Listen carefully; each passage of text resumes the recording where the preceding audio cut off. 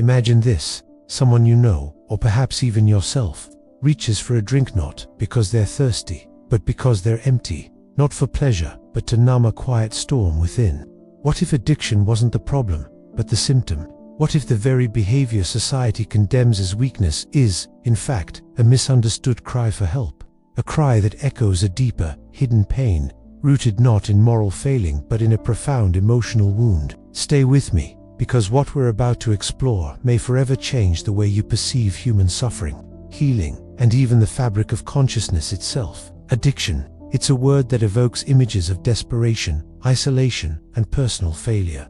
But what if we've been seeing it all wrong? What if the person struggling with addiction isn't just lost, but searching for something they've never quite been able to grasp, a sense of meaning, of connection, of wholeness? We'll begin our journey through the lens of two towering figures in psychology: Carl Gustav Jung, the father of analytical psychology, and Dr. Gabor, a contemporary voice of compassion and clarity in the study of trauma and addiction. Though they lived a century apart, their insights converge in ways that challenge the very nature of addiction. Together, their teachings reveal something profound. Addiction is not about the substance, it's about the wound. Jung, a man who spent years delving into the human psyche, saw addiction not merely as a compulsive behavior, but as something far deeper, a spiritual crisis. For him, the human mind wasn't just a rational machine. It was a complex, spiritual organism made up of conscious thoughts, the shadow of the unconscious, and a deeper realm he called the collective unconscious,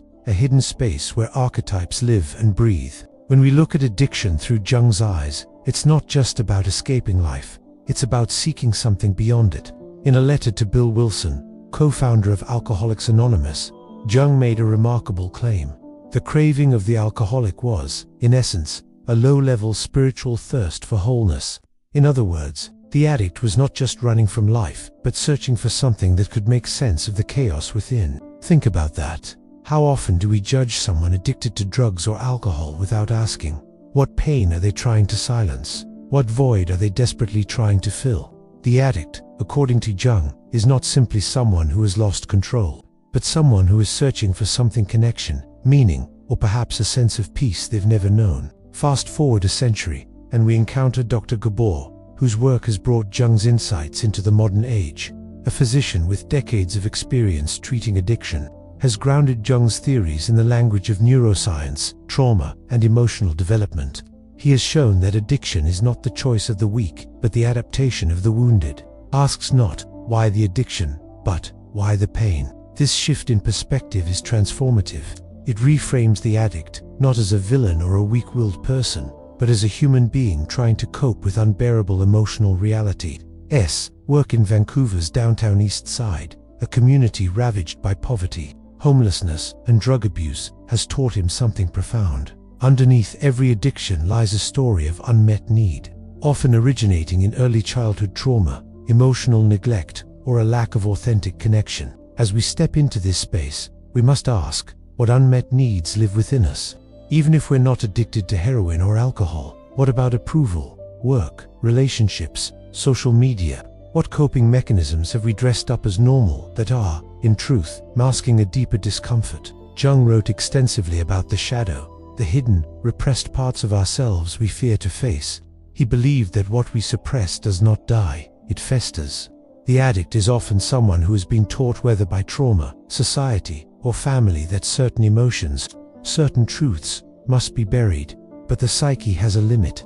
Eventually, what is not transformed will be transmitted, often through addiction, aggression, or depression. There's a compelling connection here between Jung's idea of shadow integration and trauma-informed approach. Doesn't just want to remove the addiction, he wants to help the person become whole again. He recognizes that healing addiction requires more than changing behavior. It requires us to go beyond the surface and into the emotional wounds where it all began. So, let's ask ourselves, where does it hurt? What parts of ourselves have we silenced in order to survive? And how can we begin to heal these wounds? This isn't just a question for addicts, it's a question for all of us. As we journey deeper into understanding the roots of addiction, we'll explore the impact of childhood trauma, the neuroscience of addiction, and how modern life may be feeding these patterns in ways we don't even notice. But remember, there's a final insight.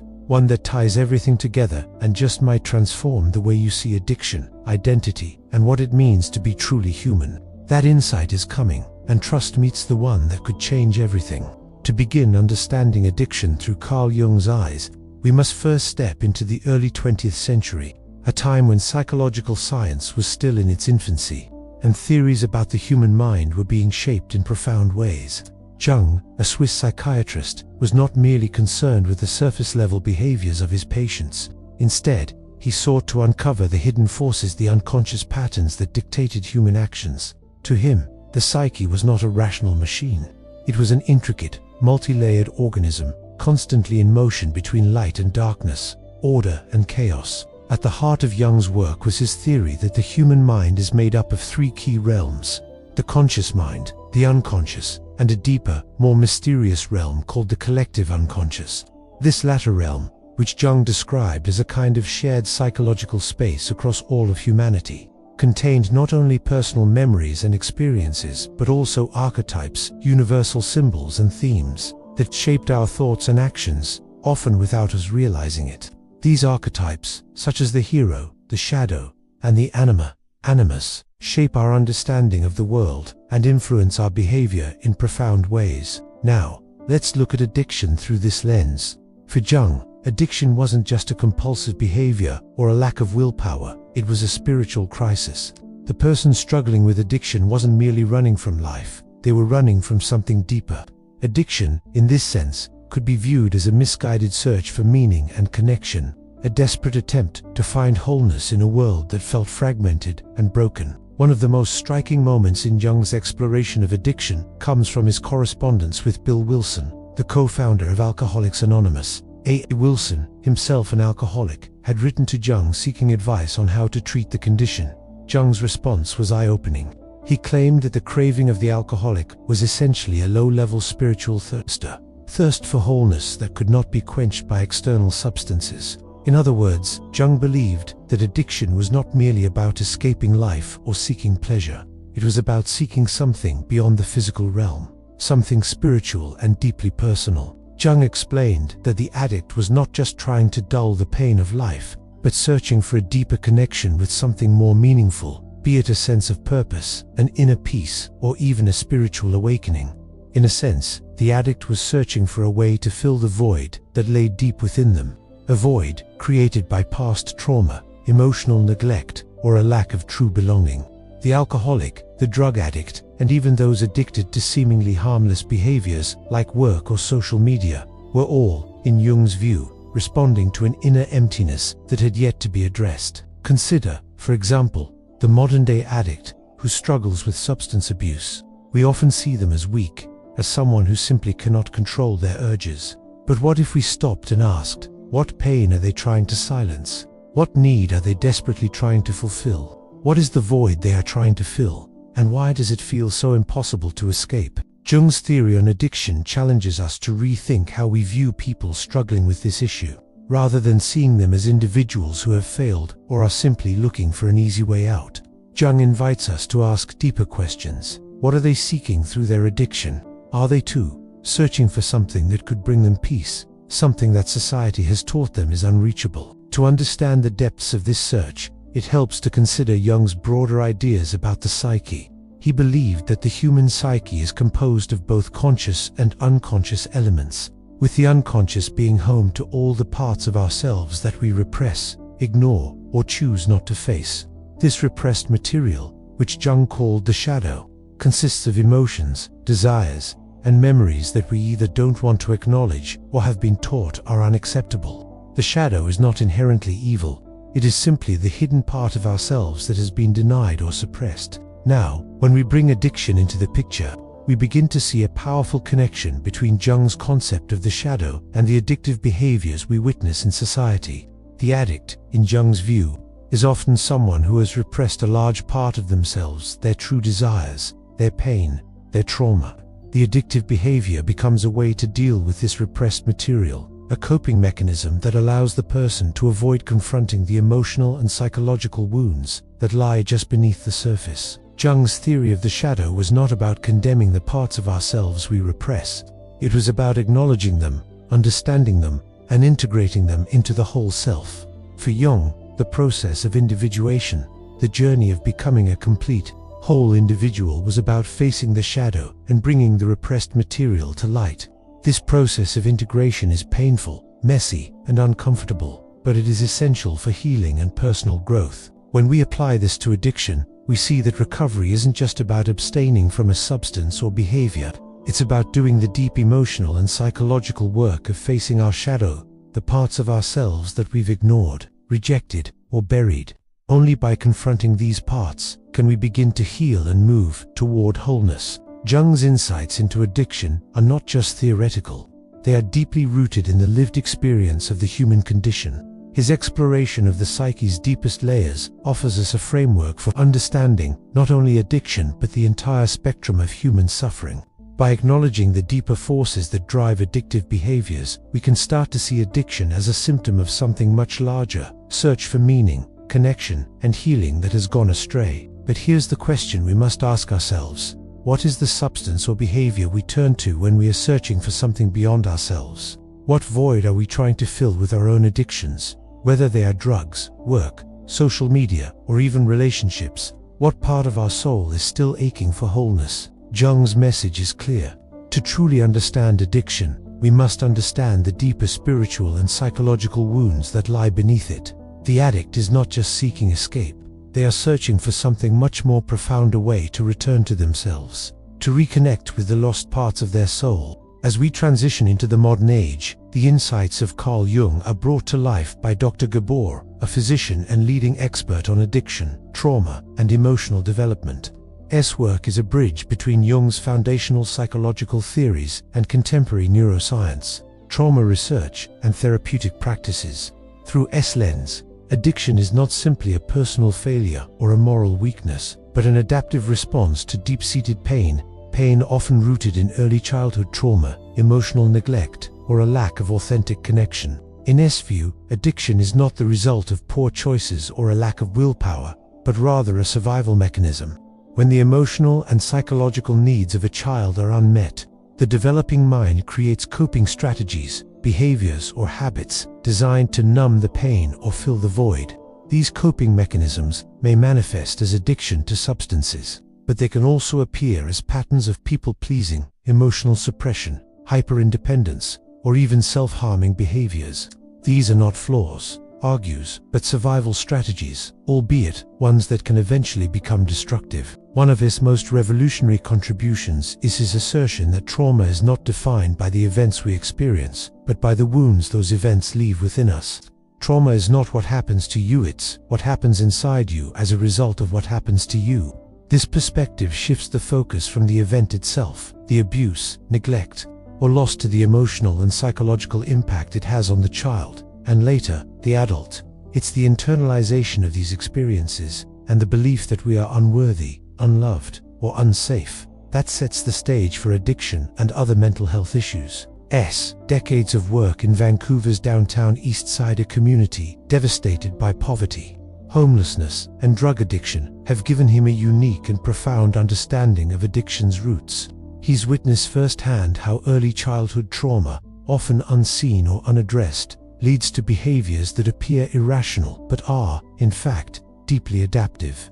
His clinical experience has shown that, beneath every addiction, lies a story of unmet need. In this light, addiction is not a personal flaw, but a desperate attempt to manage the unresolved emotional pain of the past. This idea shifts the narrative around addiction. Instead of labeling the addict as a bad person or someone with a moral failing, we begin to see them as a human being who has been wounded. Their addiction is not a choice, but an adaptation to a world that failed to provide the nurturing, emotional support, and connection every child needs to thrive. His work urges us to ask not, why the addiction, but rather, why the pain? His insights bring a powerful shift in perspective that can be applied to all of us, not just those with substance use issues. Even if we are not addicted to drugs or alcohol, many of us have developed coping mechanisms that disguise deeper discomfort. For some, this might manifest in workaholism, perfectionism, or an obsessive need for validation. We may not see these behaviors as forms of addiction, but they are just socially acceptable forms of addiction that mask deeper wounds of self-worth, fear, and emotional neglect. Addiction, in S view, is not a sign of weakness. It is a sign of survival. The person who is addicted is not inherently flawed. They are, in many ways, a survivor. But survival is not the same as living fully. Addiction, whether to substances or behaviors, represents a disconnection from our true selves, from our authentic needs, and from the relationships that could offer us healing and support. In this way, both and Jung converge on a central idea. Addiction is a form of disconnection. It is a disconnection from self, from others, and from a sense of meaning in life. The addict, in both Jung's and S frameworks, is not simply someone who has failed to control their behavior. They are someone who has been disconnected from their own emotional reality, from the love and support that is essential to emotional growth, and from the deeper aspects of their own soul. So, what does this mean for healing? If addiction is a form of disconnection, then recovery must involve reconnection. But this is not something that can be prescribed. It cannot be forced or cured through external interventions alone. True healing involves reconnecting with the self, with others, and with a deeper sense of meaning and purpose. S work emphasizes that the journey to recovery is not a linear one. There are no simple fixes. There are no quick solutions. The addict must embark on a journey of self-discovery and self-compassion, where they are allowed to confront the pain of their past, without judgment or shame. This is where S therapeutic approach, known as compassionate inquiry, becomes crucial. Compassionate inquiry encourages individuals to explore their pain with curiosity and understanding, rather than condemnation. This approach allows people to ask the essential question, what happened to you, rather than what is wrong with you. Healing from addiction, according to him, involves embracing vulnerability, facing the parts of ourselves we have long buried, and allowing ourselves to reconnect with the emotional needs we once suppressed. It requires compassion, not only for others, but for ourselves. It demands that we stop running from our pain and instead begin the difficult work of facing it, embracing it, and ultimately transforming it. In this way, S work is deeply aligned with Jung's concepts of individuation and the integration of the shadow. Both men understood that healing does not come from avoiding or escaping the pain. It comes from facing it, from integrating the fragmented parts of ourselves, and from reconnecting with the parts of our soul we have long abandoned. Addiction is not the end of the story, is the beginning of a deeper journey, one that challenges us to face our wounds, to reconnect with our true selves, and to heal in a way that transcends the limitations of the substance or behavior we've been using to numb our pain. Both Jung and understood this profound truth. The path to healing is not about getting rid of our suffering, but about learning to live with it, to understand it, and ultimately, to transform it. To truly understand addiction, we must first understand trauma, because, as Gabor has taught us, the two are inextricably linked. Trauma is not just an event, it is what happens inside us as a result of what happens to us. This distinction is key because it shifts the focus from external events to their internal emotional and psychological impact. Trauma is not simply the abuse or neglect we experience, but the emotional wound it leaves behind, often buried deep in the unconscious mind. Imagine a child growing up in an environment where emotional needs are consistently unmet. Perhaps there's neglect, a lack of love or attention, or even physical abuse. These are the events that, on the surface, define trauma. But trauma is not just what happens in these moments. It is the emotional response that takes root. The sense of I am not safe, I am not worthy, or I am not loved. It is the deep, internalized message that we are somehow flawed, broken, or undeserving of connection. These messages become the foundation of addiction. The idea that trauma is what happens inside us, rather than the event itself, brings a profound shift in how we approach healing. It explains why two children can grow up in the same household, exposed to the same abuse or neglect, yet only one develops an addiction. The difference lies not in the event, but in how the child internalizes it, how deeply they internalize the pain and the belief that they are unworthy of love or safety. This internalized trauma shapes everything: our sense of self, our relationships, our coping mechanisms. It becomes the silent driver of our behaviors, often manifesting in ways we don't even consciously recognize. For some, it manifests as an addiction to substances, alcohol, drugs, gambling, as a way to numb the unbearable pain of the past. For others, it may manifest in seemingly acceptable addictions, such as workaholism, perfectionism, or an insatiable need for external validation. When trauma occurs in childhood, it doesn't just affect our emotional health, it rewires the very structure of our brains. Neuroscientists have shown that early childhood trauma impacts brain development, particularly in areas that regulate emotion and impulse control. A chaotic or neglectful environment floods the developing brain with stress hormones like cortisol, impairing the growth of critical areas like the prefrontal cortex, responsible for decision-making and impulse control, and the limbic system, which regulates emotions. The result is a brain that becomes hypervigilant and emotionally dysregulated, prone to reacting impulsively or seeking out behaviors that offer temporary relief, such as addictive patterns. Clinical experience in Vancouver's downtown East Side has further illuminated the link between trauma and addiction. In this community, where poverty, homelessness, and drug addiction are rampant, witnessed firsthand how the impact of early trauma can shape a lifetime of coping mechanisms. Addiction, in this context, is not just a response to the substance, it's a desperate attempt to manage the emotional fallout of unmet needs from childhood. The addict isn't simply seeking to escape, they are trying to control a world that feels emotionally overwhelming, to fill the void left by emotional abandonment, to silence the inner screams of pain. When we look at addiction through the lens of trauma, we realize that the addict is not simply weak or morally corrupt. They are survivors of neglect, abandonment, or abuse that has left them emotionally scarred. The addiction is not the root of the problem. It is a symptom of the deeper wounds that have been left untreated. The real question is not, why the addiction, but why the pain? What happened to this person that made them feel the need to numb themselves, to escape their reality, to seek comfort in something external? This insight is essential because it changes how we approach addiction. If we view addiction as a problem to be solved with willpower or external interventions, we miss the point. Addiction is not the root cause, it is the coping mechanism, the survival strategy. The real work begins when we confront the pain beneath the addiction. We must ask, what is the wound? And more importantly, how can we heal it? The journey of healing, as both Jung and emphasized, involves reconnecting with the self. Healing from addiction requires more than just stopping the behavior. It requires addressing the emotional trauma that has been buried and suppressed. It requires facing the painful truths of our past, acknowledging the wounds, and integrating them into our sense of self.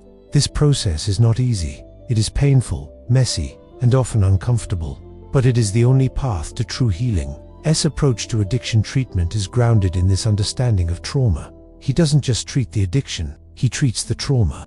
His therapeutic method, compassionate inquiry, encourages individuals to explore their past with curiosity and empathy, to uncover the emotional wounds that have been hidden for so long. This approach allows the individual to ask the essential question, what happened to me? Not as a victim, but as someone seeking to understand the deeper causes of their suffering. Through this process, healing becomes possible.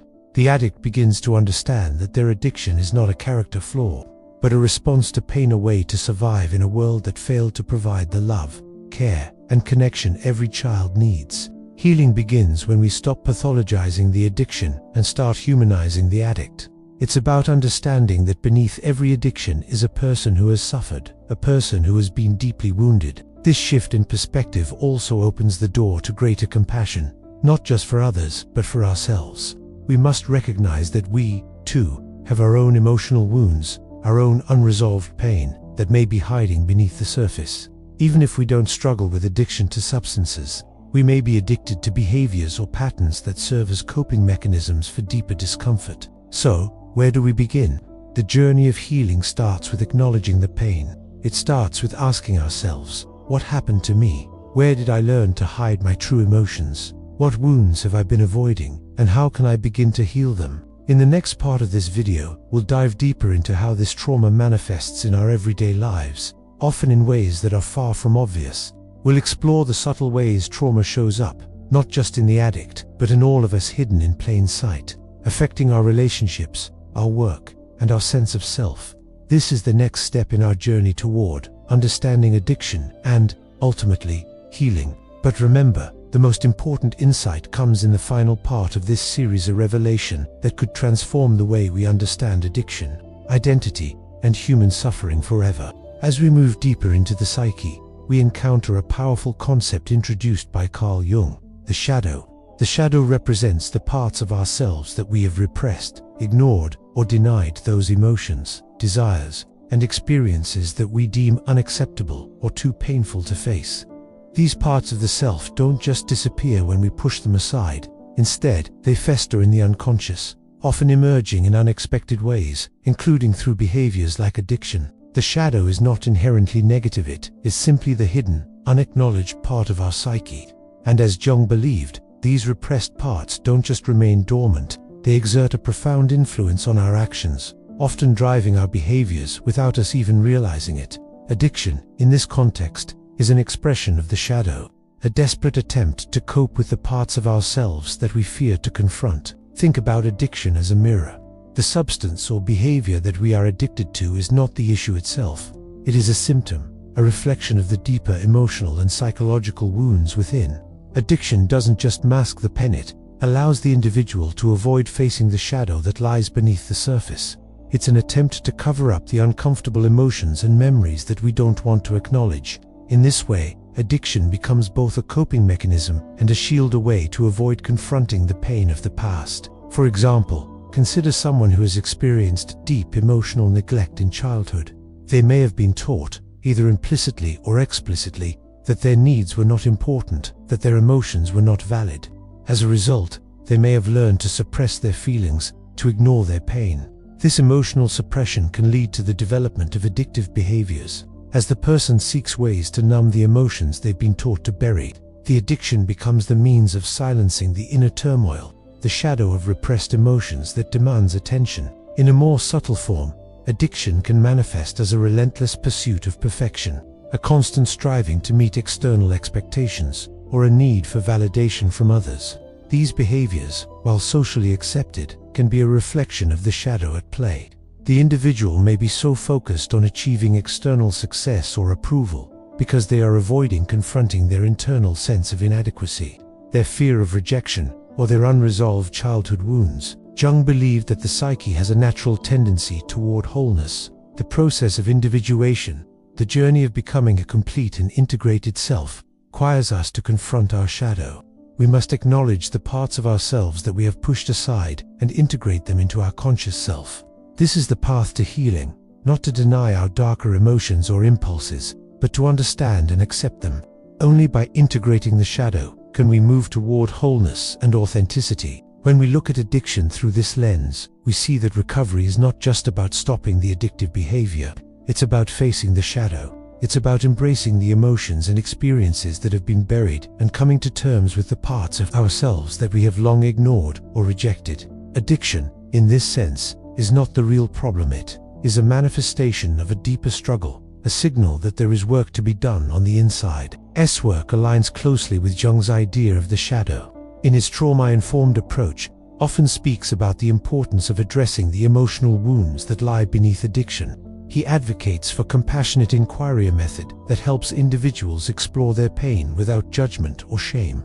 In this process, the individual is invited to explore not just the addiction, but the hidden parts of themselves that have been neglected or suppressed. S approach is not about punishing the addict or trying to force them into compliance. Instead, it's about creating a safe space for self-reflection, where the person can begin to confront the painful truths about their past and present.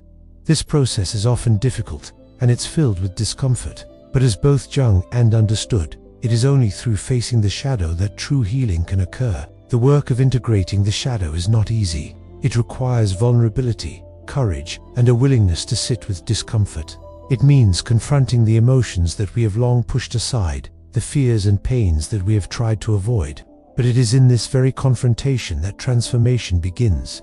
Addiction, when viewed through the lens of the shadow, becomes a call to face the parts of ourselves that we've long neglected, parts that are crying out for recognition, acceptance, and healing. Imagine for a moment that you are standing before a mirror, one that reflects not just your physical appearance, but your inner world. What do you see?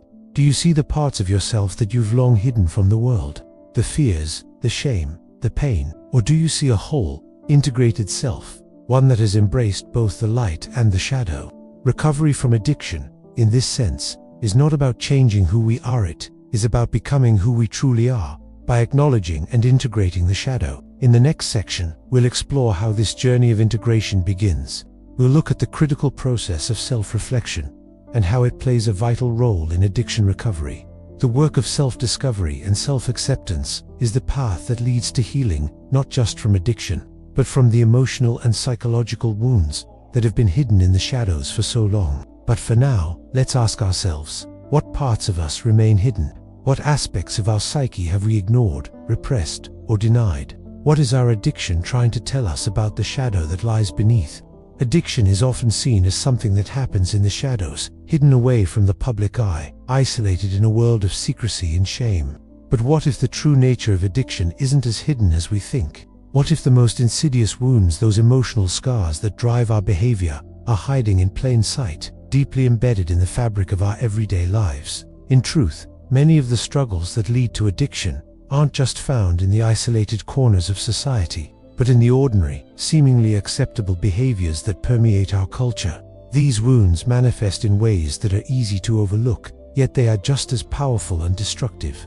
The workaholic who pours their energy into their job at the expense of personal relationships. The perfectionist who constantly strives for an unattainable ideal of success. The person who constantly seeks validation through social media. These are all forms of addiction. These behaviors are not as outwardly harmful as substance abuse, but they are still deeply rooted in the same psychological mechanisms. Addiction is not always about substances. It's about a deeper need to fill a void, something that is missing in our emotional and psychological lives. When we are disconnected from our true selves, we search for something outside of ourselves to feel whole. The addiction to work, to success, to perfection is a desperate attempt to fill that gap, to find meaning and worth in external achievements. But this never leads to true fulfillment. Instead, it creates a vicious cycle of seeking more work, more approval, more achievement, always hoping that the next big accomplishment will finally give us the peace and connection we're craving. This is where the hidden wounds come into play.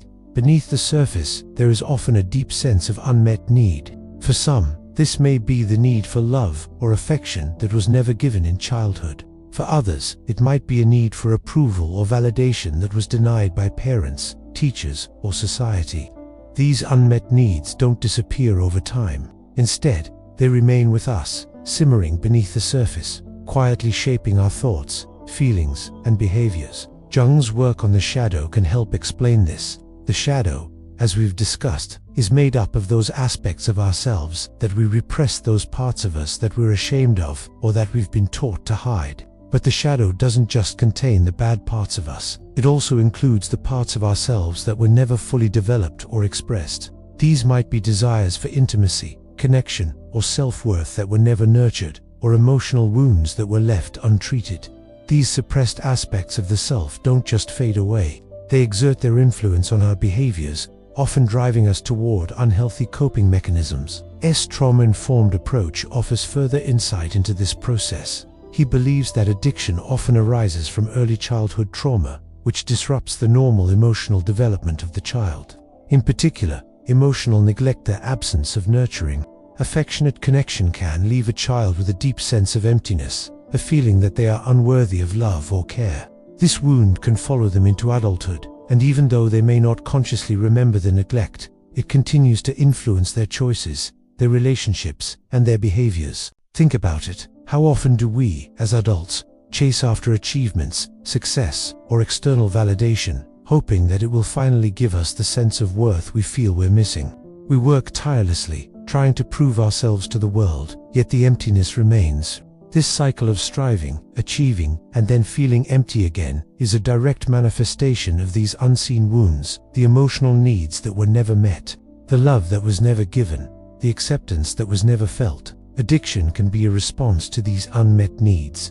When we can't find fulfillment in healthy ways because we've never been taught how to nurture ourselves, how to connect with our true feelings, or how to form meaningful relationships, we turn to external sources to fill that gap. For some, this might be substance use, while for others, it might be an addiction to work, social media, or even helping others at the expense of their own well-being. In each case, the addiction is a mask, a way to cover up the pain of feeling inadequate, unloved, or disconnected. But here's the crucial point. These wounds are not always obvious. They are often hidden in plain sight, camouflaged by the busyness of life, by societal pressures, and by the demands we place on ourselves. We've been taught to ignore or downplay our emotional needs, to suppress our feelings in the name of productivity, success, or social acceptability.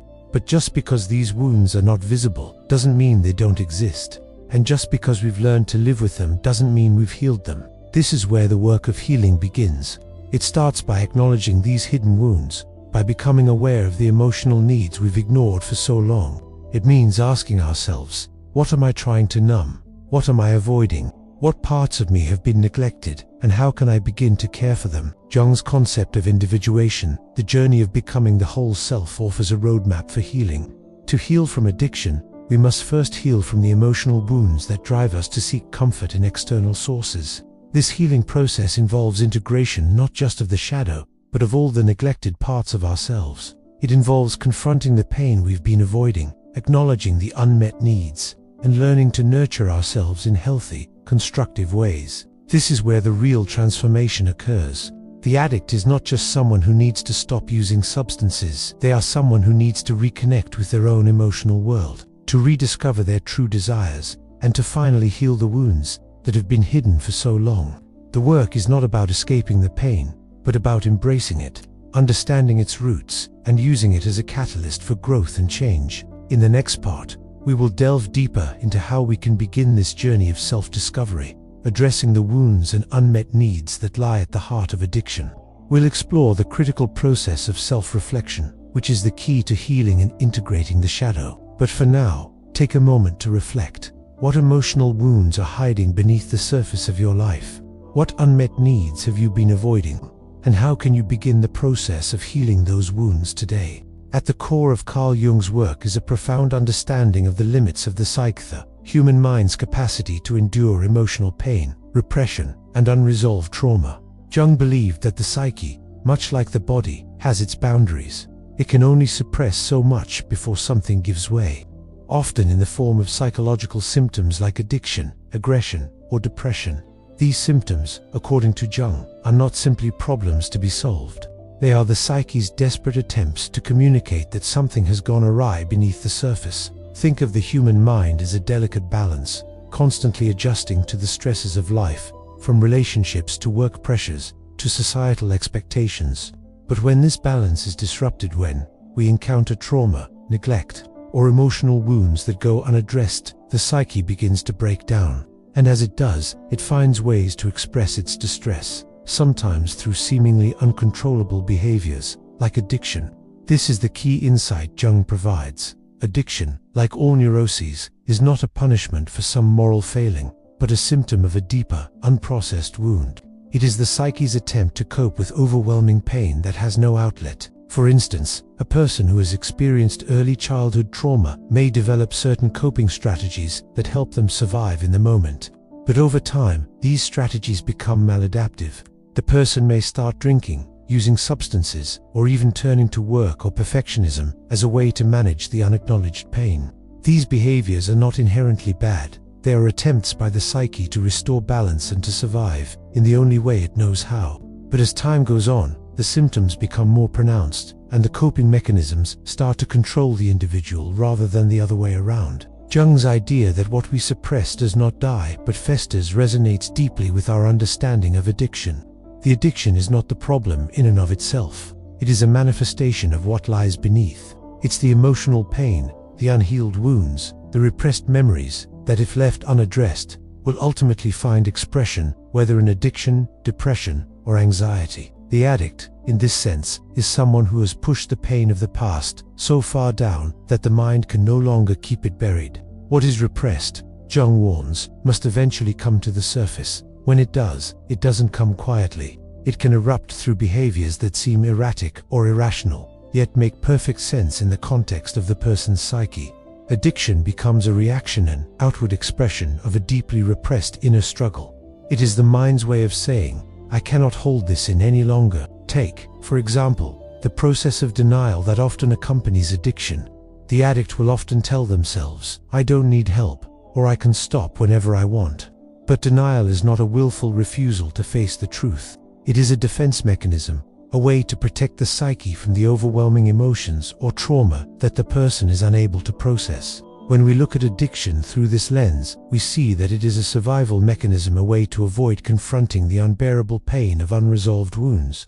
The psyche has reached its limit, and the addiction is a way of numbing the pain, of temporarily relieving the pressure. But this relief is fleeting, it's temporary, and eventually, as Jung predicted, the unresolved pain doesn't disappear, it compounds. The addict finds themselves in a cycle of addiction, chasing the next high or fix, but always falling back into the same pattern of pain, numbing, and escape. The true path to recovery, therefore, doesn't lie in simply removing the addictive behavior. It lies in addressing the root cause of the addiction, the emotional wounds, the repressed memories, and the unconscious trauma that have been buried for far too long. Jung's concept of neurosis, the inner conflict between the conscious mind and the unconscious shadow, helps to explain why addiction is so difficult to overcome. A neurotic individual is someone whose psyche is in constant tension, torn between the conscious desires to live a healthy, balanced life, and the unconscious forces that drive them toward addictive or self-destructive behavior. This conflict is not something that can be easily resolved through external interventions alone. It requires self-awareness, a willingness to face the parts of ourselves that we have long avoided, and the courage to integrate these parts into our conscious self. This is the process of individuation, which Jung saw as the path to healing. Individuation is the journey of becoming the whole self, a process that involves integrating all aspects of our personality, including the parts we repress or deny. For the addict, this means facing the shadow, confronting the painful emotions and memories that lie hidden, and allowing these repressed parts to become part of the whole self once again. Only by doing so can the individual begin to heal from the addiction and start the journey toward true wholeness. But here's the challenge. This process is not quick or easy. It is not something that can be achieved through willpower alone. It requires patience, self-compassion, and a willingness to dive deep into the emotional wounds that we've spent years avoiding. Jung believed that the psyche's ultimate goal is wholeness, but to reach this state, we must first face the parts of ourselves that we have long rejected. The addict's journey, in this sense, is not one of fixing or eliminating an undesirable behavior. It is about reconnecting with the fragmented parts of the self and integrating them into the whole. So, when we think about addiction, we must not only ask, why does the person engage in this behavior, but also, what pain are they trying to heal? And more importantly, what parts of themselves have they long abandoned that are now crying out for attention? Jung's insight that the psyche can only suppress so much before it breaks down has profound implications for addiction recovery. True healing comes not from escaping the pain or denying it, but from facing it. It comes from acknowledging that the addiction is not the problem, it is the symptom of a much deeper wound. The path to recovery, as both Jung and understood, lies in emotional integration, the process of bringing the shadow into the light, of confronting the unconscious and allowing it to become conscious once more. Only by doing this can we achieve healing, balance, and wholeness. Healing from addiction is not a linear process. There are no quick fixes, no magic solutions, and certainly no one-size-fits-all approach. It is a journey, sometimes long, often painful, but always transformative.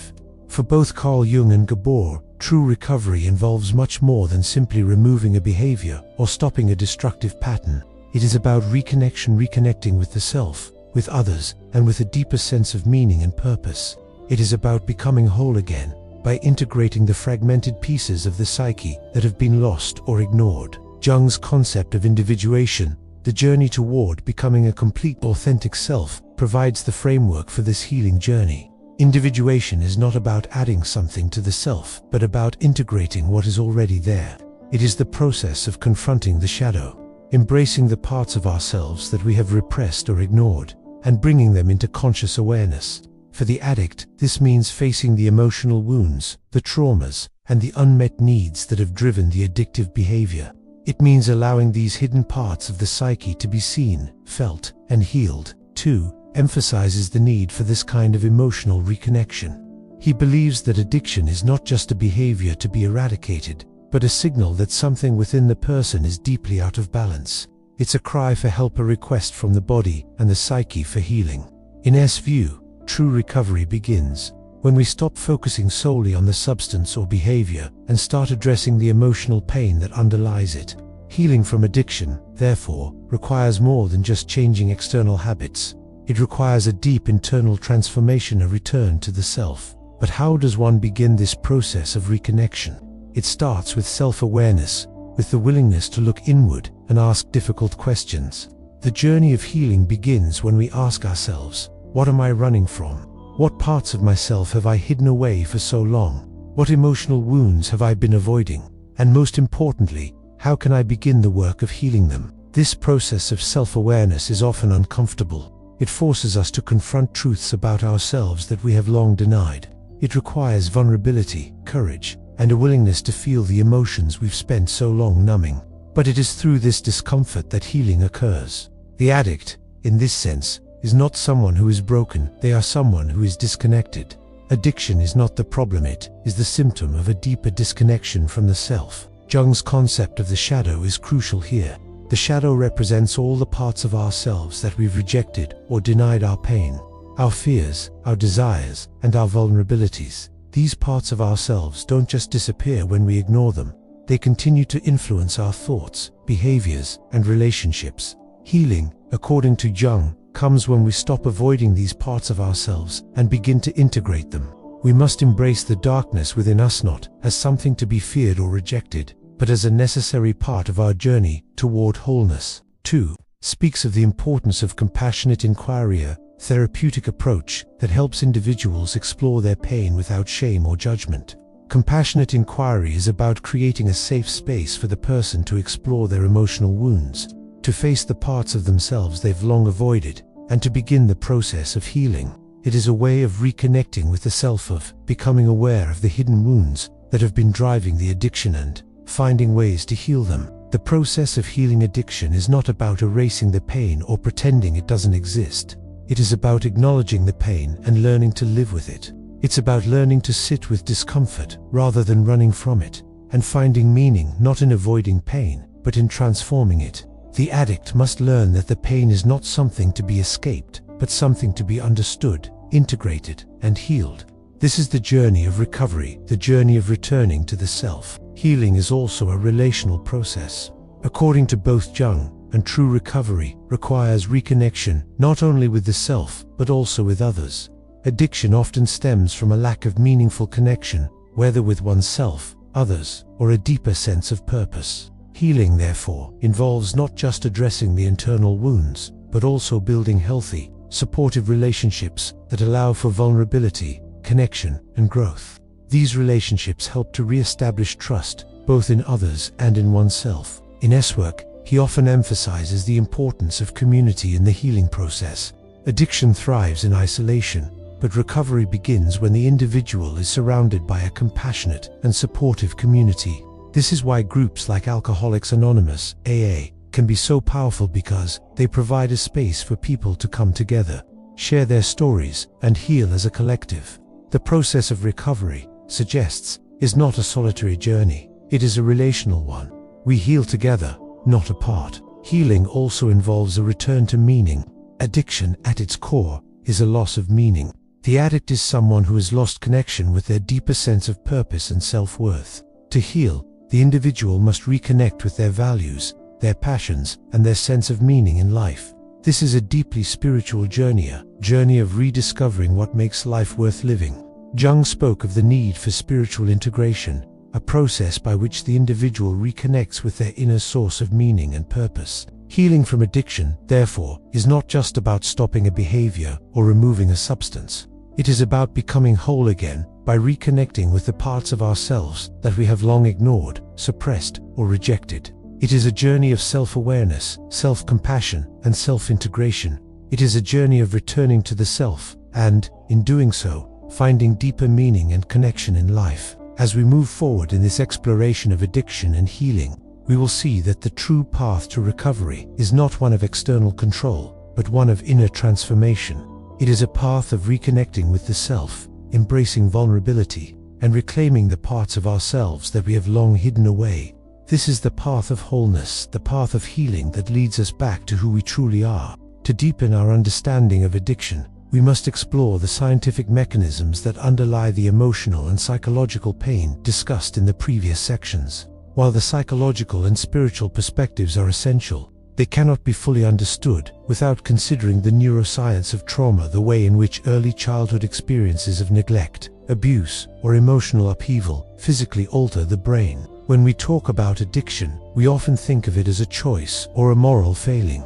But from a neuroscience perspective, addiction is not a simple matter of willpower or lack of control. It's deeply rooted in the way the brain develops and responds to stress and trauma. The brain, particularly in childhood, is incredibly plastic, meaning it's highly adaptable and shaped by the environment and experiences we encounter. This adaptability is crucial for survival, but it also means that early emotional experiences, especially those that involve neglect or trauma, can have a lasting impact on how the brain functions throughout life. For instance, early trauma, whether it's physical abuse, emotional neglect, or a chaotic home environment, can flood the developing brain with stress hormones like cortisol. These hormones, when experienced in excess, impair the development of critical brain structures that regulate emotions, impulses, and decision-making. One of the most crucial areas affected by chronic stress is the prefrontal cortex, the part of the brain responsible for regulating emotions, controlling impulses, and planning future behaviors. When this area is underdeveloped or compromised by stress, the individual becomes more vulnerable to emotional dysregulation and poor decision-making, both of which can lead to addiction. The limbic system, which governs emotions and memory, is another area significantly impacted by trauma. In a stressed or neglected child, the limbic system may become overactive, making the individual more emotionally reactive and prone to anxiety, depression, and difficulty processing emotions. The result is that the person may turn to substances or behaviors as a way to self-regulate, to find some form of emotional relief or control. This explains why addiction isn't just about seeking pleasure, it's about seeking relief from unmanageable emotional pain caused by the brain's inability to regulate itself properly. To visualize this, imagine a child growing up in a home where emotional or physical needs are consistently unmet. The child's brain is being shaped by these experiences.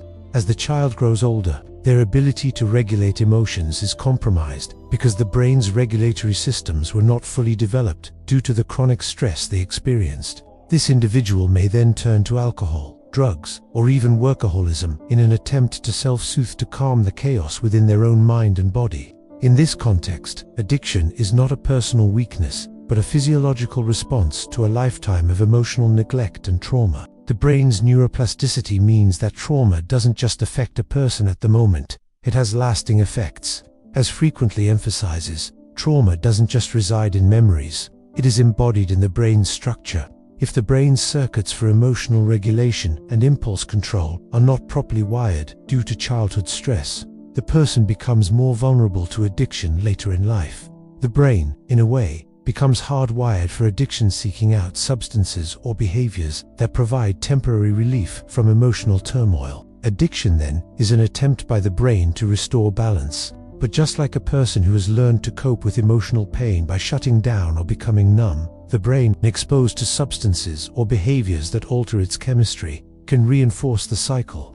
This is why addiction is so difficult to break, because it is rooted in both the body's neurochemistry and the psyche's emotional and psychological needs. Interestingly, the same neuroplasticity that makes the brain vulnerable to addiction also offers hope for recovery.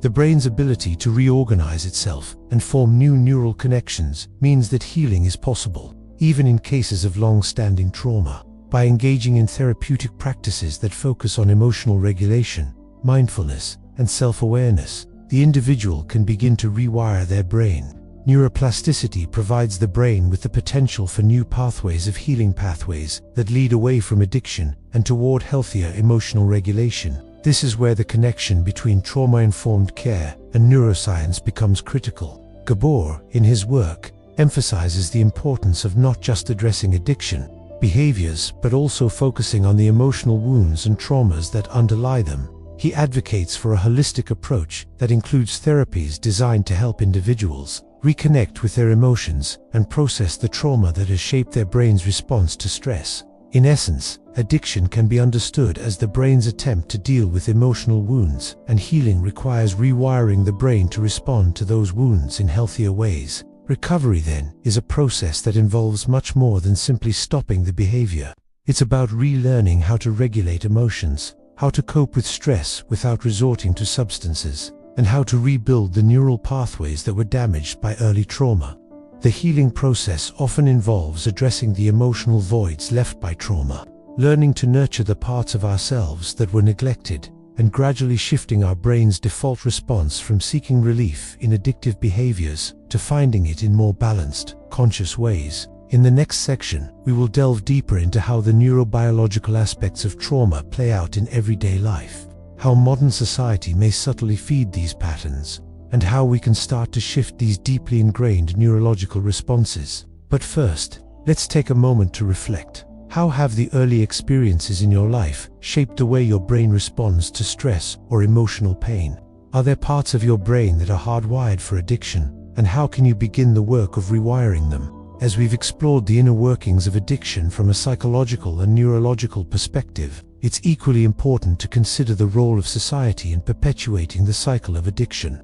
Our culture, with its emphasis on success, materialism, and external validation, plays a significant role in how we develop emotional coping mechanisms. Often, these coping mechanisms become addictive behaviors that we then seek to numb or suppress. But here's the harsh truth: society's responses to addiction only reinforce the cycle, rather than breaking it. Let's first examine how addiction, particularly in the form of substance abuse, is treated in modern society. The addict is often stigmatized and isolated, viewed as a failure, a moral weakling, or a criminal. This societal judgment is rooted in a lack of understanding about the complex interplay of trauma, emotional neglect, and neurobiology that underpins addiction. By labeling addiction as a moral failing, society fails to address the root causes of the behavior. Instead, it punishes the person, which only deepens the sense of disconnection that led to the addiction in the first place. Addiction thrives in isolation, and, by criminalizing or shaming individuals, society ensures that addicts remain cut off from healthy, supportive relationships that are crucial for healing. The addict is ostracized, made to feel as though they are the problem, rather than someone who has experienced deep, unmet emotional needs.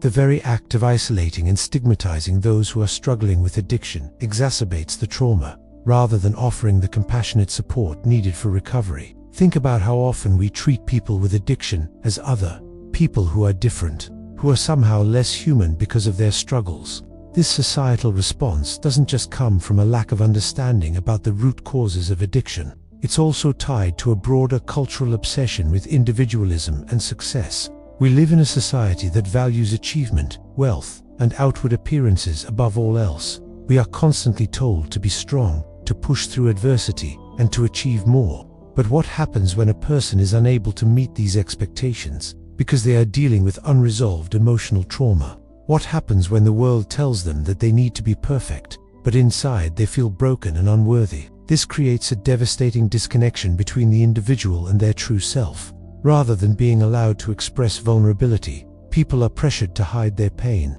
They are taught that emotional suffering is something to be overcome, not something to be understood and healed. And so, they turn to substances, work, or other addictive behaviors to cope with the emotional pain they've been taught to suppress. The culture of busyness and distraction plays a significant role in perpetuating this disconnection. We live in an era where we are constantly distracted, from our smartphones to the demands of work, to the need to be constantly busy. But what is often hidden beneath this endless rush is a deep and profound sense of emptiness. This is not just a problem faced by addicts, but one that many in society experience: a deep-seated lack of meaning, a sense that we are disconnected from our true selves and from one another. Take a moment to reflect. How often do we find ourselves consumed with tasks, constantly doing, constantly achieving, but feeling as though something is missing? We are told that success is the answer, that achievement is the key to happiness. Yet, beneath all the hustle and bustle, there is a void that many of us try to fill with external pursuits, whether it's work, social media, or other distractions. Just as addiction fills the void for the addict, these societal pressures and distractions fill the void for many of us.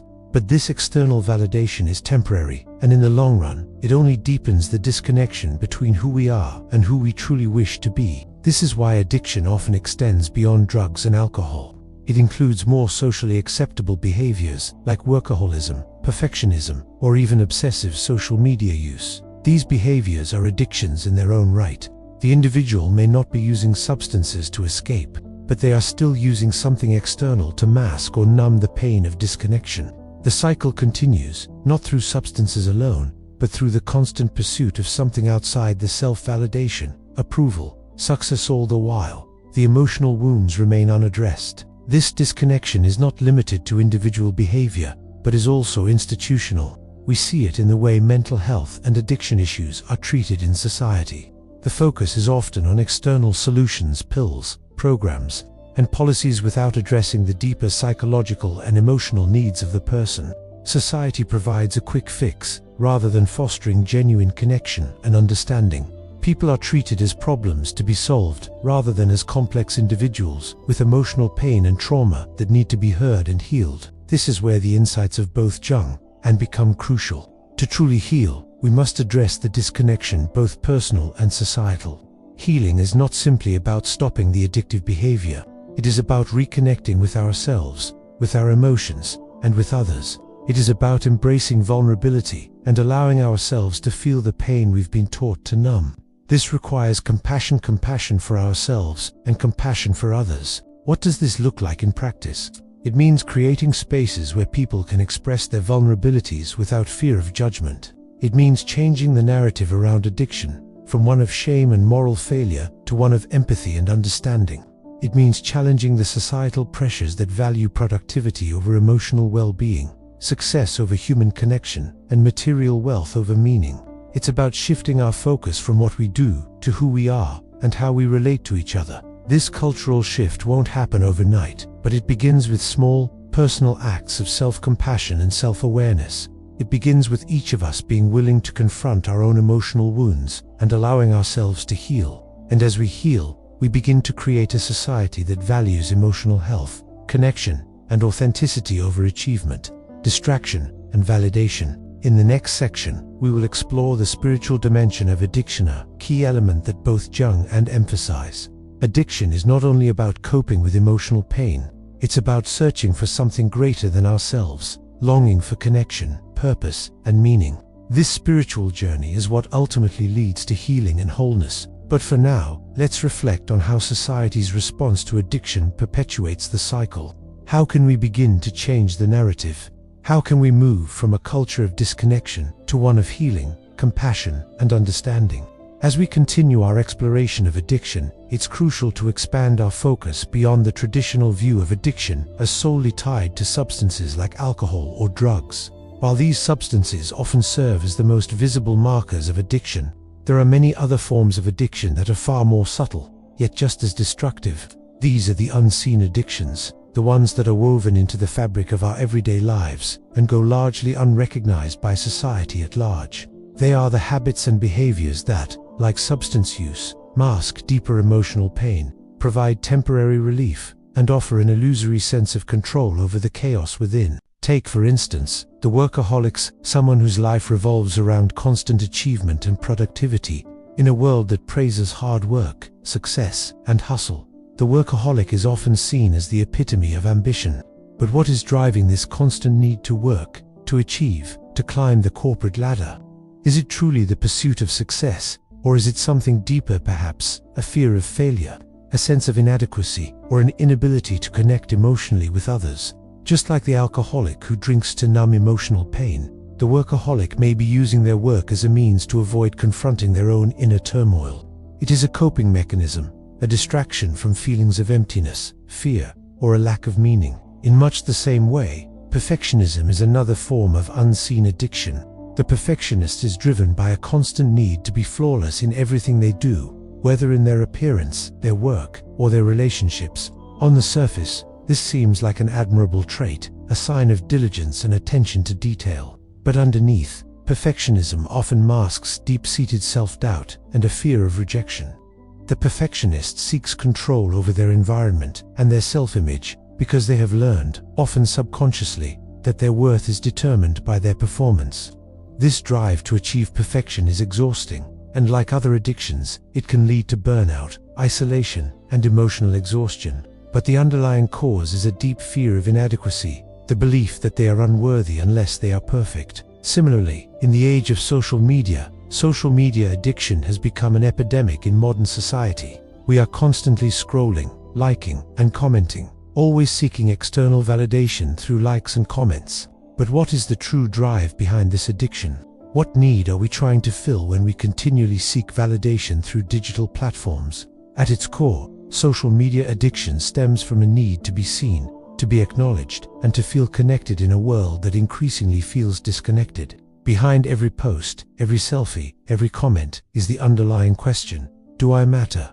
Am I loved? Do I belong? Just like the addict who turns to substances to cope with pain, the person addicted to social media is seeking validation and connection, but it's a fleeting, superficial connection that never truly satisfies. These forms of addiction, workaholism, perfectionism, social media addiction, are far more insidious, because they are socially accepted and even celebrated in many cases. Society praises the workaholic, the perfectionist, and the person who is always online, always busy, always productive.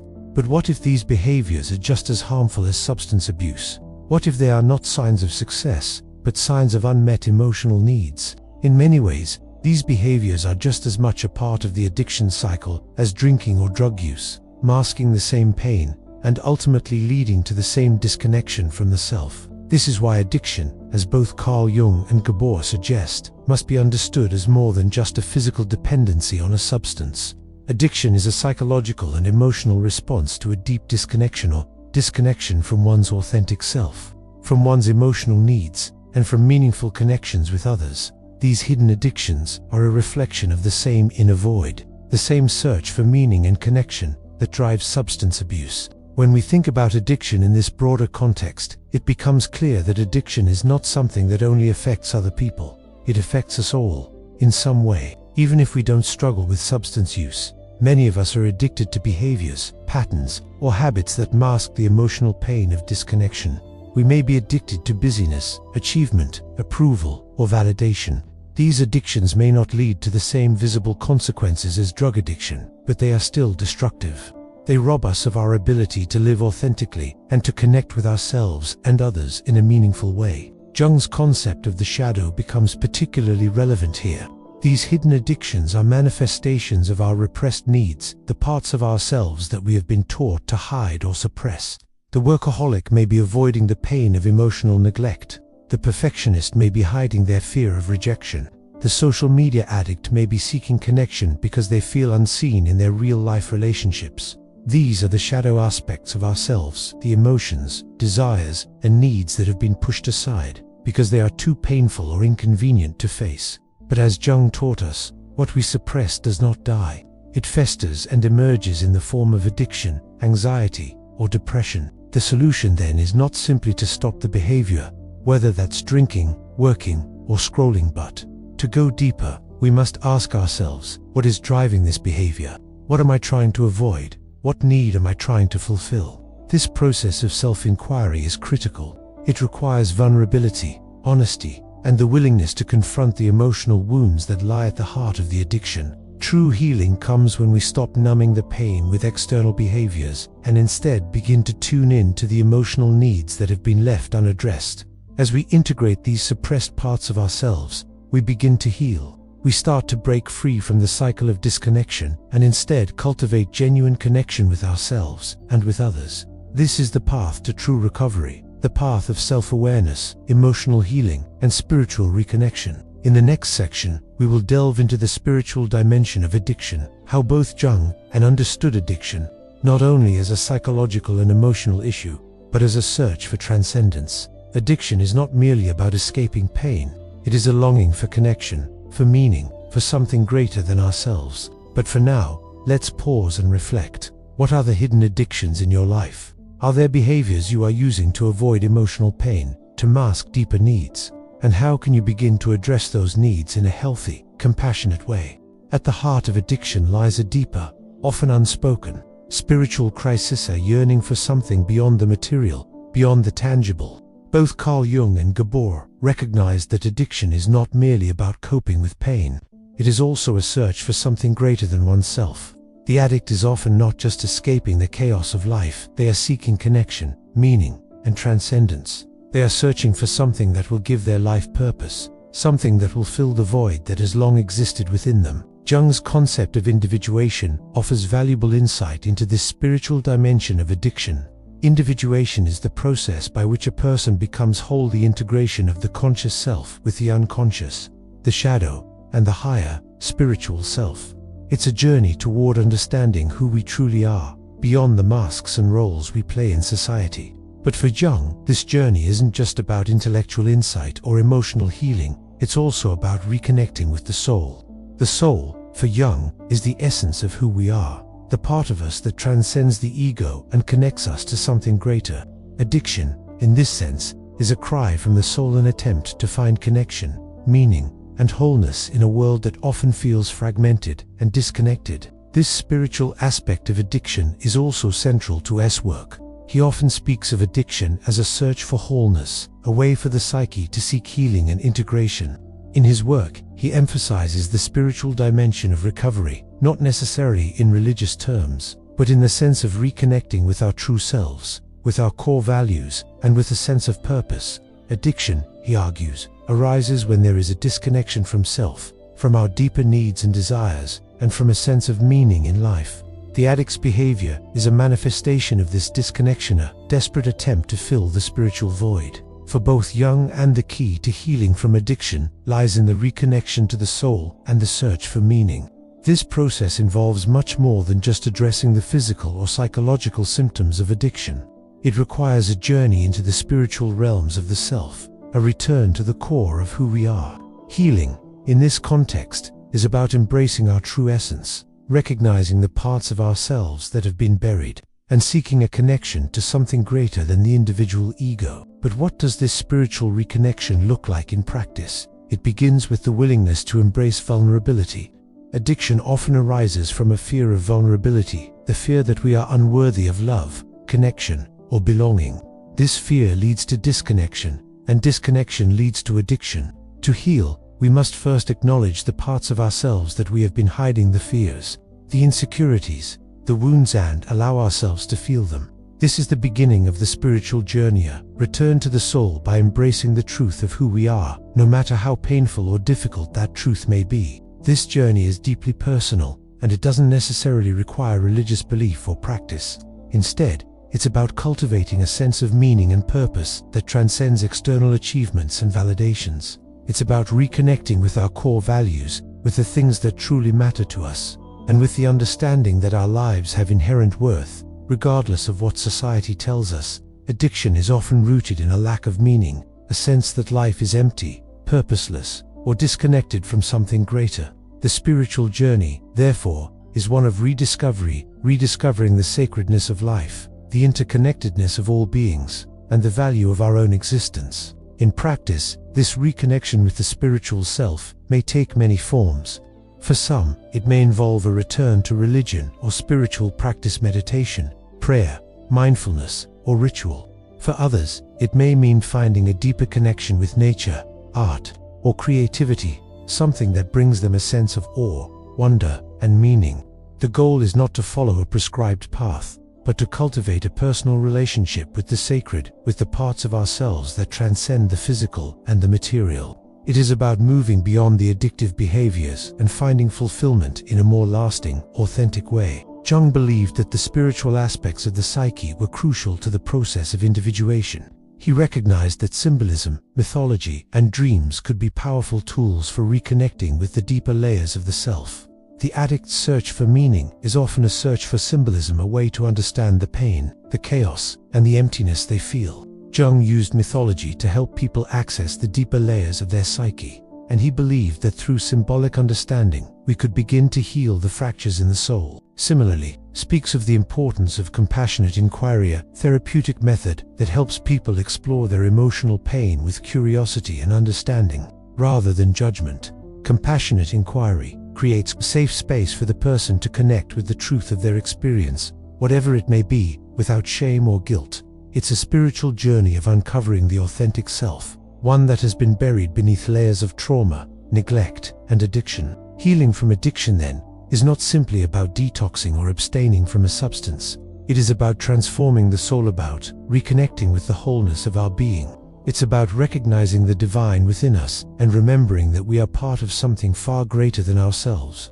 The addict's journey is not one of destruction, but one of rebirth, a return to the self, to the soul, and to the deeper meaning that resides within. This spiritual journey can be difficult, but it is also profoundly liberating. It is through this journey of self-discovery and spiritual awakening that true healing from addiction takes place. In the final part of this series, we will bring together the insights of both Jung and to reveal the ultimate path to recovery, one that is not just about stopping an addictive behavior, but about embracing a new way of being, a way that leads to greater wholeness, purpose, and connection. But for now, take a moment to reflect. What does spirituality mean to you? How can you begin to reconnect with your own sense of meaning and purpose? And how can you incorporate this spiritual dimension into your journey of healing from addiction? As we move forward on the path of healing from addiction, we must explore how we can begin the process of reconnection, not only to ourselves but also to others, to our deepest values, and to a greater sense of meaning. The journey to healing requires self-awareness, self-compassion, and the courage to confront the truths we've long avoided. It is through this process of reconnection, the journey of individuation, that we can begin to heal the emotional wounds that have driven addiction. The first step in the reconnection process is self-awareness. This means taking the time to pause, to reflect on our behaviors, our emotions, and the patterns we've created in our lives. Addiction, in many ways, is a disconnection from the true self, whether that's a disconnection from our emotional pain, from our authentic desires, or from our need for meaningful connection with others. The process of individuation, as Carl Jung described, is the journey toward becoming whole, the integration of the conscious and unconscious aspects of the self. It is about learning to accept and embrace all parts of ourselves, including the shadow, the parts of us that have been repressed or rejected. To begin this process, we must first acknowledge the parts of ourselves that we've kept hidden. These might be fears, shame, or unresolved emotional wounds. These parts of us are not bad, they are simply parts of our psyche that have been neglected or denied. The work of healing addiction involves bringing these parts into consciousness and learning to integrate them into the whole self. This is not easy work. It requires honesty, vulnerability, and the willingness to feel uncomfortable emotions that we may have been avoiding for years. As we engage in this self-inquiry, it is important to remember that we are not judging ourselves for these repressed aspects. The goal is not to criticize or condemn ourselves, but to understand and heal. Self-compassion is a crucial element of this process. We must treat ourselves with the same kindness and understanding that we would offer to a close friend who is struggling. Just as we would not berate a loved one for their mistakes, we must not berate ourselves for the wounds that have shaped us. Instead, we must approach these parts of ourselves with compassion, recognizing that they are a result of past pain, not moral failing. One of the most powerful ways to facilitate this process of self-inquiry is through compassionate inquiry, a therapeutic technique developed by Gabor. Compassionate inquiry is an approach that invites individuals to explore their emotional pain without judgment, allowing them to uncover the deeper roots of their addictive behaviors. It's a process that creates a safe and compassionate space for self-reflection, where the individual can begin to explore the unmet needs that drive addiction, the wounds that have been buried, and the emotional truths that have been suppressed. This approach focuses on asking why the pain exists, not just why the addiction exists. This shift in perspective is profound. Instead of simply trying to remove the addictive behavior, compassionate inquiry seeks to understand the emotional needs that the behavior is masking. The addict is not just someone who is trying to escape life, they are someone who is trying to cope with unbearable emotional pain. The journey of recovery, therefore, involves moving beyond the behavior and into the emotional wounds that lie beneath. By engaging in this compassionate process of self-inquiry, we begin to reconnect with the parts of ourselves that we've long ignored or denied. We start to understand the why behind our actions, and we begin to heal the emotional wounds that have driven us toward addiction. But this is only the first step. True healing requires integration. Integration is the process of making the unconscious conscious, of bringing the hidden aspects of ourselves into the light. It is about becoming whole again by accepting and integrating all parts of the self, those parts that we've hidden, repressed, or been ashamed of. Jung saw this process as essential to the journey of individuation. To truly heal, we must embrace our shadow, not as something to be feared, but as a necessary part of our complete self. When we learn to integrate the shadow, we no longer run from our pain, we learn to live with it and to transform it. For the addict, this process of integration may involve revisiting painful memories, re-experiencing long-buried emotions, and allowing ourselves to feel the pain that we've been trying to numb. But it's also about reclaiming the parts of ourselves that we've lost, or abandoned, the parts that have been silenced by trauma, neglect, or emotional pain. It's about learning to trust ourselves again, to believe that we are worthy of love and healing, and to recognize that we are whole, even with our wounds. In many ways, the journey of individuation is a spiritual journey. It's not just about emotional or psychological healing, it's about reconnecting with the soul, with the deeper parts of ourselves that transcend the ego and the external world. As we begin to integrate the shadow, we begin to rediscover our authentic selves. We start to understand that we are not our addiction, we are not our trauma, we are not our fears, we are whole and we always have been. This spiritual aspect of healing is essential. For many people struggling with addiction, the greatest longing is not for external achievements or material success, but for connection to self, connection to others, and connection to something greater. This deeper sense of meaning is what ultimately provides lasting recovery and healing. Jung and both emphasize that true healing comes when we reconnect with our deeper purpose, when we stop running from our pain and start using it as a guide to becoming the fullest version of ourselves. In the next section, we will explore how this journey of self-awareness and integration connects to the spiritual dimension of recovery.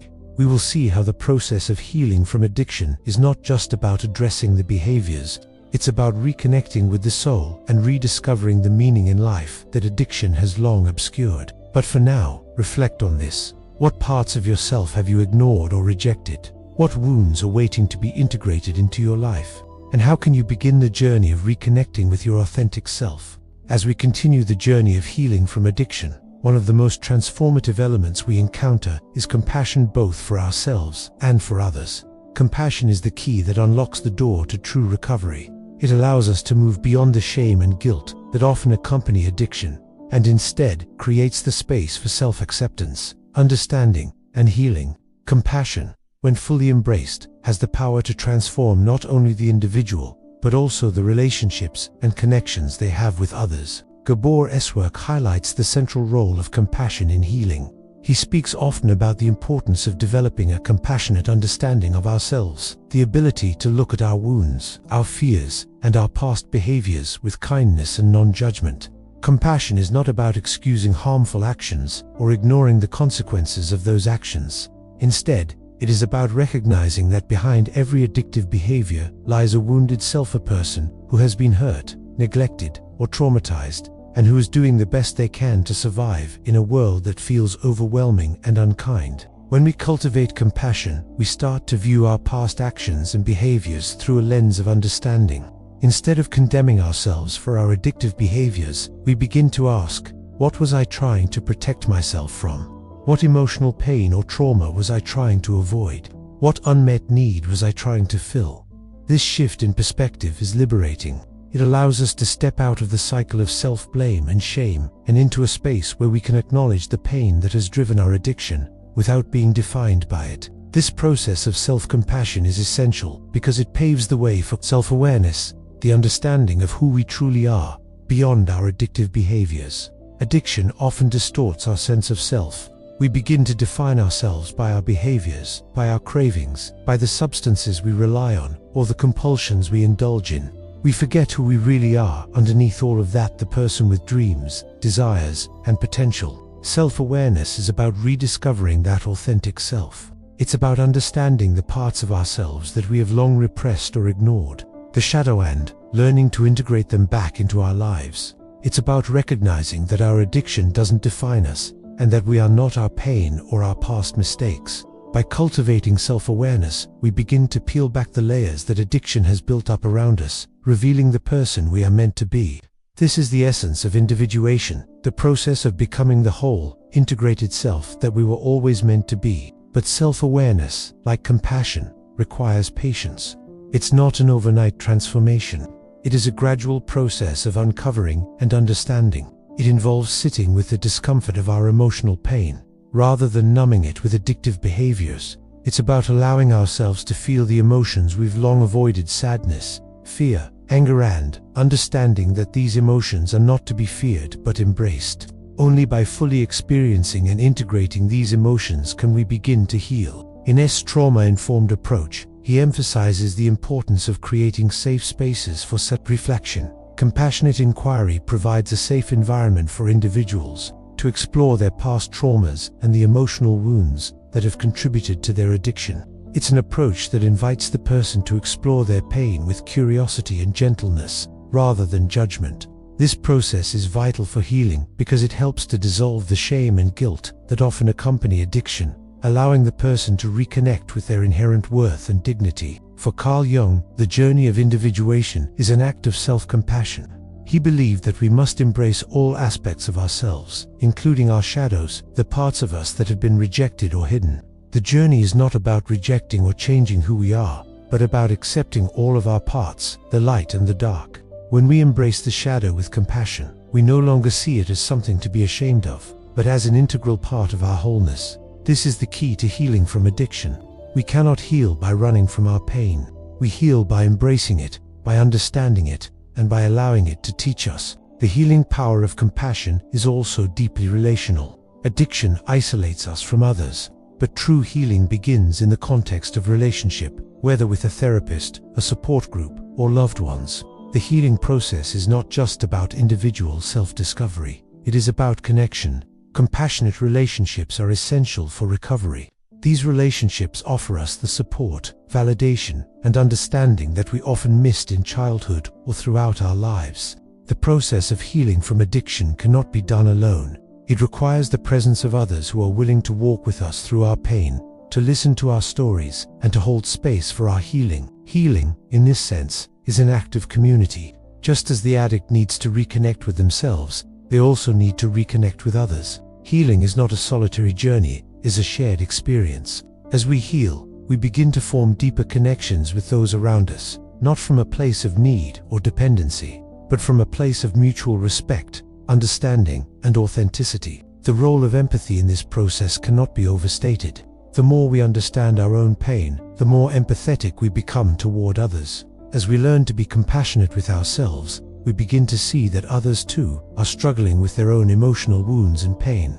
This empathy leads to deeper connections and more meaningful relationships, which are essential for sustained recovery. In the next part of this series, we will explore the final insight of this journey, the realization that healing from addiction is not just about stopping addictive behaviors, but about reconnecting to a deeper sense of meaning and purpose. This final step leads us into the spiritual dimension of recovery, where addiction is seen not as a curse, but as a gateway to wholeness and healing. For now, reflect on how compassion can help you heal. How can you show yourself more compassion today? How can you begin to reconnect with the parts of yourself that you've ignored or rejected? And how can you begin to create safe spaces for self-awareness and emotional healing? As we arrive at the final chapter of this exploration into addiction and healing, we reach the most profound insight of all, a realization that can transform not only how we understand addiction, but how we view the entire human experience.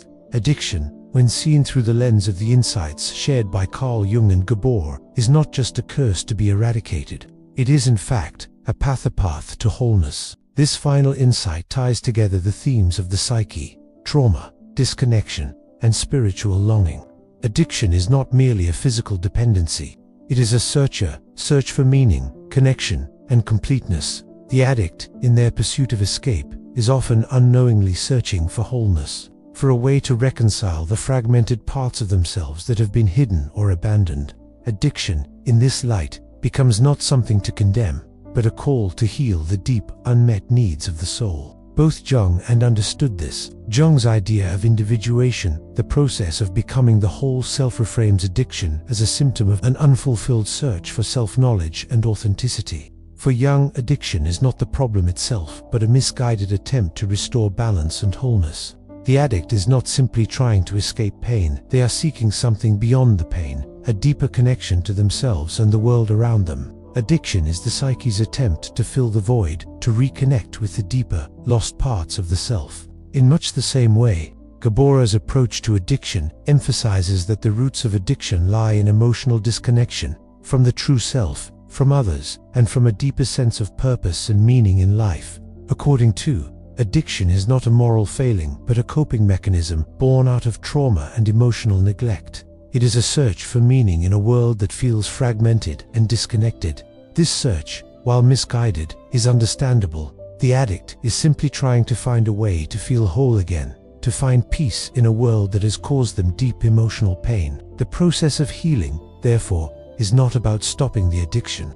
It is about transforming the very forces that drive it. The journey of recovery is a spiritual one. It is about reconnecting with the self, with others, and with a deeper sense of meaning and purpose. Healing from addiction requires a shift in perspective, moving from viewing addiction as a curse or a disease to understanding it as a call to wholeness. The true healing comes not from eradicating the behavior, but from reconnecting with the parts of ourselves that have been lost or rejected. This reconnection is both internal and external. Internally, it requires us to confront the pain and trauma that have shaped our addictive behaviors.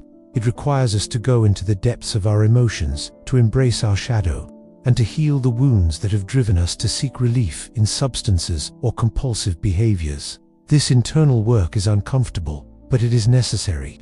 It is through facing our fears, our shame, and our repressed emotions that we begin the process of becoming whole again. Externally, this journey requires us to reconnect with others. Healing from addiction cannot happen in isolation. It requires the support of compassionate relationships where we can feel seen, understood, and loved for who we truly are.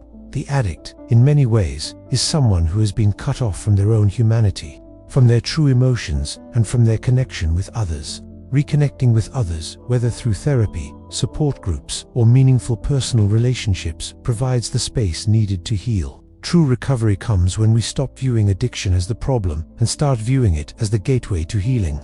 Addiction reveals what is hidden. It exposes the emotional wounds, the trauma, and the unmet needs that have been buried for so long. By acknowledging these wounds, by confronting the pain that has been driving the addiction, we can transform the very forces that caused it.